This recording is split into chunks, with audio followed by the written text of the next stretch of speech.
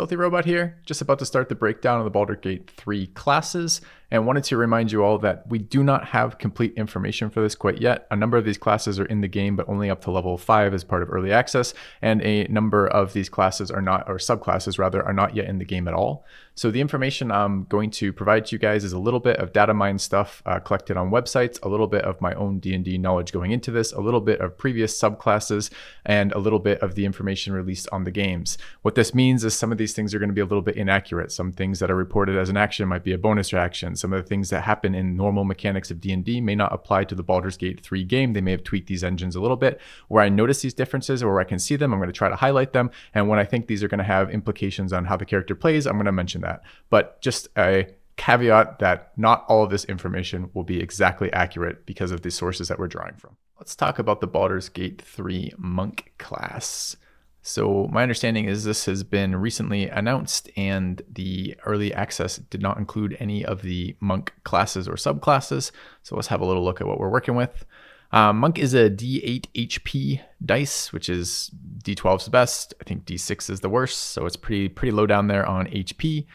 Strength and dex saving throws, which are whatever. Dex saving throws are pretty good versus avoiding AoE damage, but neither of those are particularly good versus status effect applications, although the monk has other ways to avoid that a little bit later.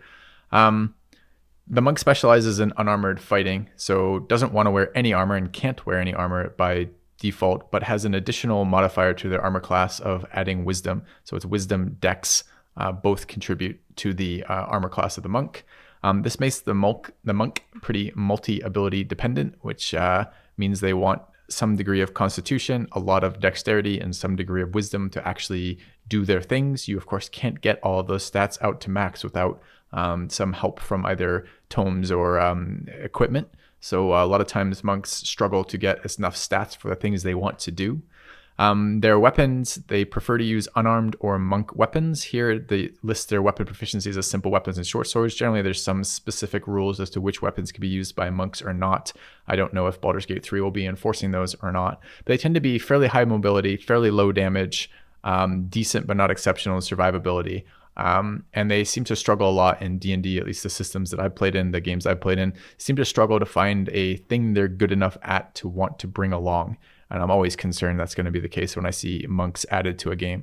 Let's take a quick look at the general progression of the class. They get lots of cool things. Since they're not a caster, the progression of their class gives a lot of features that are really good to make up for the fact that they're not getting access to spells at all. At level 2, they get Key, which is a, you can see the key points increase based on monk level. It's another class that's not super easy to multi-spec with since Key scales off monk level. Key is basically access to all the special features of monks that you will get. The generic ones are basically key points for dodge, extra attacks, and I think some other effect like that. All of the monks have access to like these basic abilities, and they're often tweaked by their subclass. They get a lot of utility stuff that's pretty cool and really thematic, but tends not to be all that strong in the games. Deflect missiles is a reaction to either avoid missile fire from like an archer or something like that, and sometimes to throw it back depending on the rolls. Slow fall is reduction on damage on falls. Stunning strike is a key intensive ability that sometimes applies a stun but can be resisted. I think con saves, which is a pretty generically good save for monsters, although some features, maybe like the new bleed stuff, might make con saves a more interesting attack avenue for the player if we can reduce enemies' abilities to resist them. They get all sorts of other great abilities moving up into that, like evasion, which is just a phenomenal reaction to take less damage as a whole. Some of these they get later on, they get resistances to basically everything. They get good rolls later on. It just depends on which of the class features they've given us for monks compared to the base game. However, all of these things are okay, but characters that don't do anything are still a problem, even if they're okay at avoiding all these weird sources of damage and attack. And this is really going to depend on the subclass of what they've given us. So let's take a look at what that actually works out to be. So Way of the Open Hand Monk. Open hand technique. You can manipulate your key when you harness your own whenever you hit a creature with one of the attacks granted by Flurry of Blows, which is multi-attacks by using key points. So automatically this feature is dependent on you burning key. And if you look already, this is 2 to 4 key points in the early levels per short rest. So probably a fair percentage of the attacks that you're fighting in any given battle, but across multiple battles, if you're not getting good rests in, you're not going to be able to do this a lot. But you get rider effects on your hits. These can be dex save or knocked prone, strength save, or pushed up to 15 feet. And no reactions to the end of a turn. These are all okay effects. Again, small utility effects sometimes can be good. You'd have to really build a party that cared about these for these to be highly impactful, but they're all small impacts. At 6th level, you gain the ability to heal yourself as an action equal to 3 times your monk level. That's pretty weak. It's going to be an out of combat thing. You might waste an action in combat to heal, but a lot of times you don't want to be wasting your actions on a healing action. So this might be topping up outside of battle. And then the rest of it starts to get pretty vague by the time we get 11 to what's actually happening and how they're going to implement it into the game, to the point I'm not even going to go through it. But again, this might be useful if you have a team that is based around manipulating enemies physically, like proning them, etc., and then attacking them with melee abilities. This might end up being strong, but otherwise it seems like standard monk stuff. A lot of utility, not a lot of pure tank or pure gank or pure skill knowledge kind of stuff.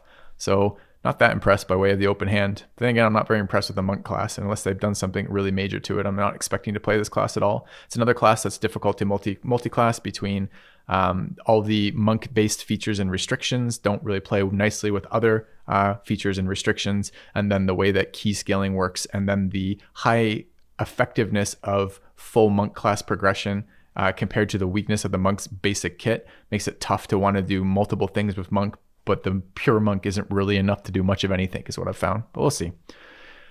Way of Shadow. I really like this one. It's another really fun thematic background, but I played this in a campaign and found it fairly weak, unfortunately, but it does some nice things.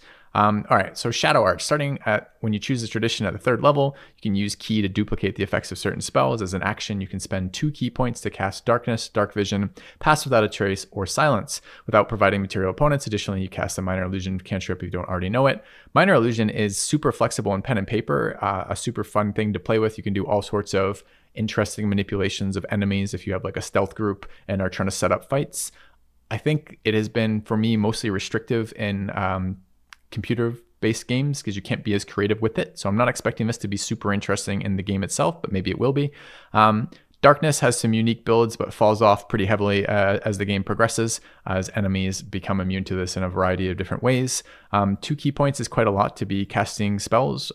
Darkness is something you kind of have to build around as a team if you're going to get a lot of value out of it. It has penalties to the player. Otherwise, if your guys can't see through magical darkness, you're not getting the full benefits of this from the team, just on the single guy, that kind of thing.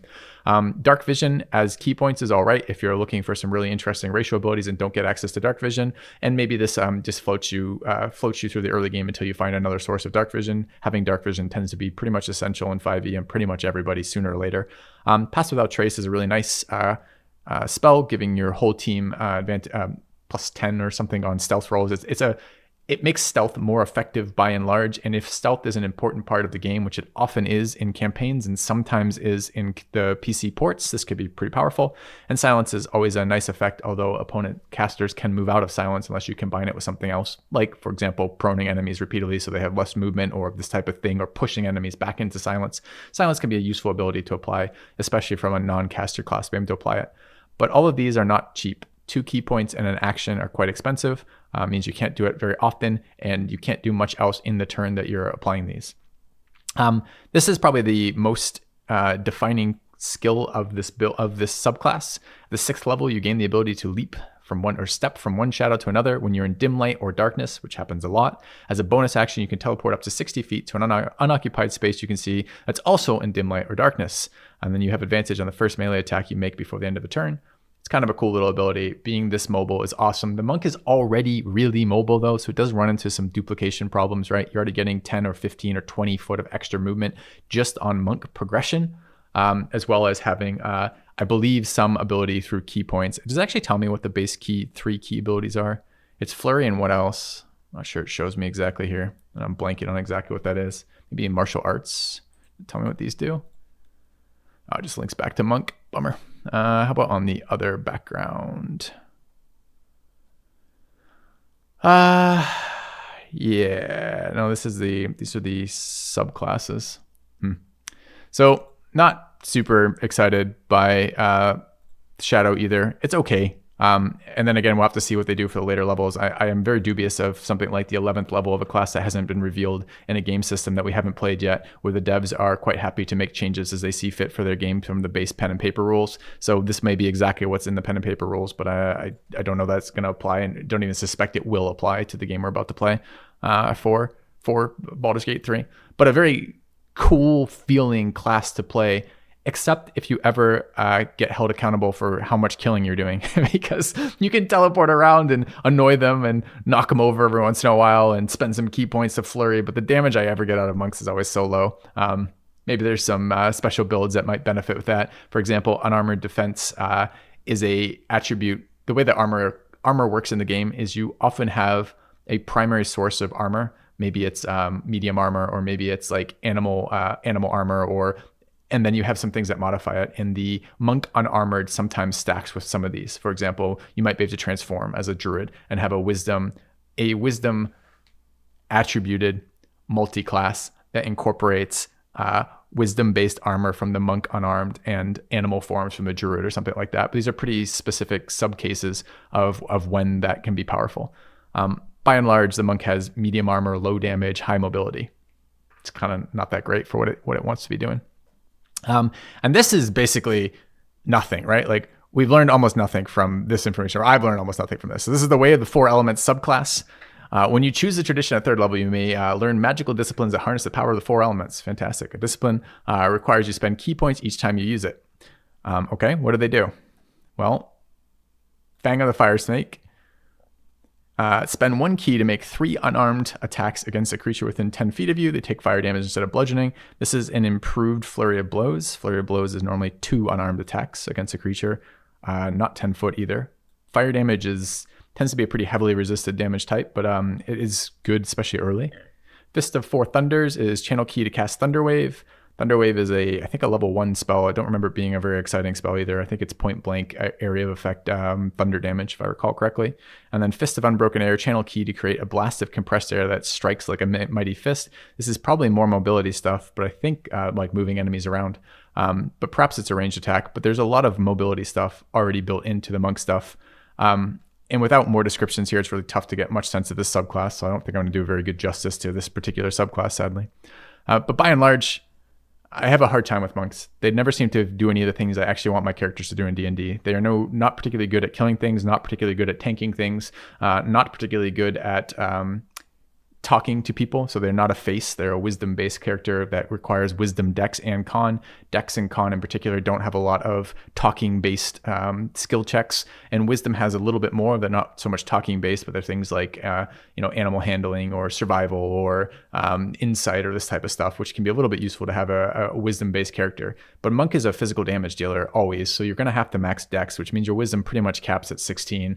It's another one of these problems with just the monk needs a bunch of things to do not a lot. So I'm not excited about their subclass picks. I'm not excited about the monk class as a whole, and I would need to see them do a serious number of changes to the monk class for me to believe that it will be viable compared to the other classes. So fingers crossed they do that, and fingers crossed we get a sweet monk out of it. But I expect a monk will probably be one of the classes that I'm avoiding on launch until I see some major reasons why I want to play with that class.